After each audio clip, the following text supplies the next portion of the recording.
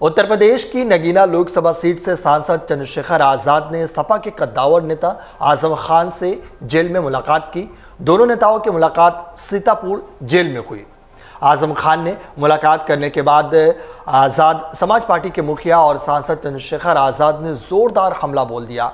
चंद्रशेखर ने कहा कि आजम खान से बहुत करीबी और पारिवारिक रिश्ता है, उनको छोटे छोटे मामलों में बड़ी सजा सुनाई गई है। उन्होंने आरोप लगाया कि आजम खान को जिस जज ने निर्दोष साबित किया उनका शाम तक ट्रांसफ़र हो गया। साथ ही उन्होंने कहा कि मेरी उनसे फांसी घर में मुलाकात हुई है। वहीं मुलाकात के बाद आज़ाद ने भारतीय जनता पार्टी को आरोपों के कटघरे में खड़ा कर दिया। उन्होंने कहा कि भाजपा आजम खान का उत्पीड़न कर रही है, जल्द ही उनके ऊपर से संकट के बादल हटेंगे। साथ ही उन्होंने कहा कि भारतीय जनता पार्टी की सरकार विपक्षी दलों के नेताओं को जेल में डालकर गलत परंपरा शुरू कर रही है। राजनीति में वैचारिक मतभेद हो सकते हैं लेकिन व्यक्तिगत नहीं।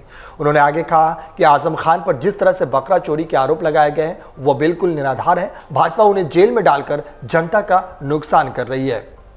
वहीं आज़ाद ने आजम खान से मुलाकात को व्यक्तिगत करार दिया। आजम खान दुख सुख में खड़े रहने वाले लोगों में से एक है। जब उन पर हमला हुआ था तब आजम खान परिवार के साथ उन्हें देखने आए थे।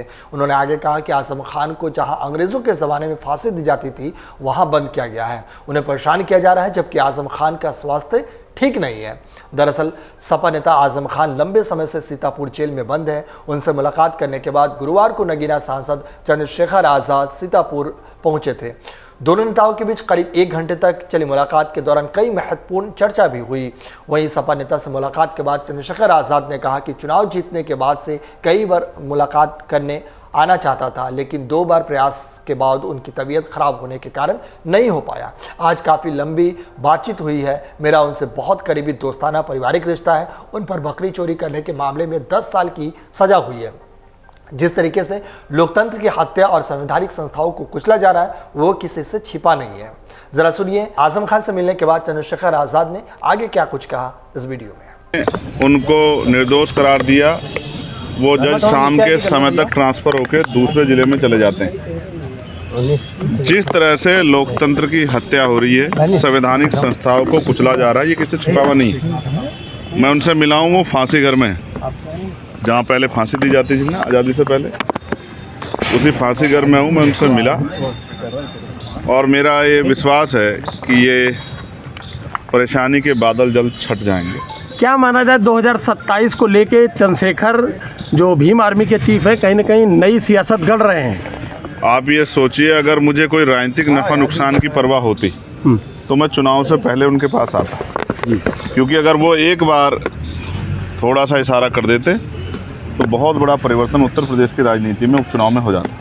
लेकिन मैं इसलिए चुनाव के बाद आया हूँ कि ये मेरा जो रिलेशन है, रिश्ता है, ये राजनीतिक ना होकर वो जो मजबूत रिश्ता है वैचारिक, व्यवहारिक, पारिवारिक। क्योंकि मेरे आज भी याद है जब मेरे ऊपर गोली चली तो वो बीमार होते हुए पूरे परिवार सहित आए और कई घंटे मेरे पास रुके, मेरे दुख तकलीफ़ को अपनी दुख तकलीफ मान के और मेरा साथ दिया उस समय। और समय समय पे अपनी पार्टी में भी अपने नेताओं से भी उन्होंने मेरे लिए लड़ाई लड़ी। तो एक अच्छा साथी होने के नाते मैं अपनी जिम्मेदारी अदा करने और उनके हाल जानने, जो कि बहुत ख़राब है तबीयत के तौर पे भी, किस तरीके का और जेल, आप समझो जेल कोई अच्छी जगह तो नहीं होती। इस समय क्या आजम की तबीयत खराब है क्या? वो बीमार हैं, उनकी आँखों में इन्फेक्शन हुए हैं। मैंने उनकी हालात देखी, मुझे बड़ी तकलीफ हुई, भावुकता भी थी मेरे अंदर। मैं सरकार से ये अपील करूँगा कि राजनीति में वैचारिक विरोध हो सकता है, लेकिन जिस तरह से पिछले कुछ लंबे समय से ये देखा गया है कि अपने राजनीतिक विरोधियों को सरकारी मशीनरी का दुरुपयोग करके सत्ता ने हटाने काम किया, ये अच्छा नहीं। इससे ये पीढ़ी दर पीढ़ी चलता रहेगा, इसका खामियाजा फिर दूसरे लोगों को भुगतना पड़ेगा। अगर आप कुछ अन्याय करोगे तो कल आने वाले समय में ताकत आने पर दूसरा व्यक्ति भी अन्याय करेगा। कल जो जबकि उन्होंने मुझसे कहा कि हम बदले में नहीं, बदलाव में भरोसा रखते हैं।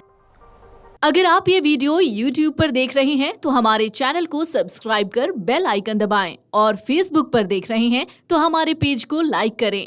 8 मिलियन प्लस सब्सक्राइबर, आपके इस भरोसे के लिए बहुत धन्यवाद।